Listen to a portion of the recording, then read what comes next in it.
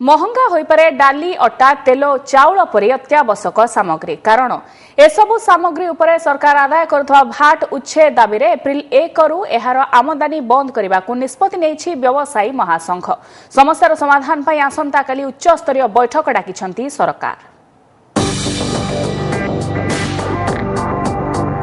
खाउटिंग उपरे पुणी पड़िपारे महंगा माड़ अटा डाली तेल चाउल चीनी गहम मैदा परी अत्यावश्यक सामग्री आमदानी बंद पर निष्पत्ति नेछि व्यवसायी महासंघ। महासंघर दाबी एसबू सामग्री उपरे सरकार आदाय करुवा 5% भाट छाड़ करंतु। भाट सह आमदानी समय परिवहन खर्च को मिसाई 10 रु 12% अधिक बोझ खाउटिंग उपरे पड़ुछि बोली संघ जुक्ति बाढ़ी। भाट छाड़ नहीं सरकार देथिबा प्रतिश्रुति पालनर डेडलाइन मार्च 31 रे सरुथिबारु एप्रिल 1 रु आमदानी बंद करियो बोली कहिछि व्यवसायी महासंघ।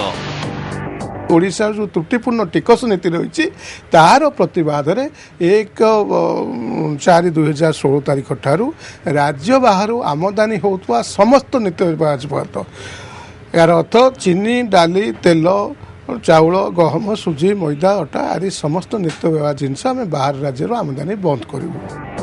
डाली और अटा जातीय सामग्री उपरे 5% भाट लगाई सरकार वार्षिक 14,500 कोटी टंका पाउछंती। तेबे व्यवसायी महासंघर जुक्ति एकक टिकस व्यवस्था लागू हेले एही राजस्व बढ़ी हेबो 18,000 कोटी टंका। संघर दाबी अनुसार सरकार समस्यार समाधान पई गत जून मासरे एक कमिटी गठन करथिले। 3 मास मध्यरे एही कमिटी रिपोर्ट देबो बोली कुहा जायथिला। तेबे 9 मास परे कमिटी किछि पदक्षेप नै नाही बोली अभियोग करिछि संघ। सेहिपरि जीएसटी लागू होई नथिबारु सरकार मार्च 31 मध्य भाट उच्छेद पर प्रतिश्रुति देथिबा बेले एहा एपर्यंत करिनाहांती बोली संघ कहिछि। अन्यपटे खाद्य जोगाण मंत्री कहिसंती समस्यार समाधान लागि आसंता काली अर्थमंत्री अध्यक्षतार उच्चस्तरीय बैठक बसिबो।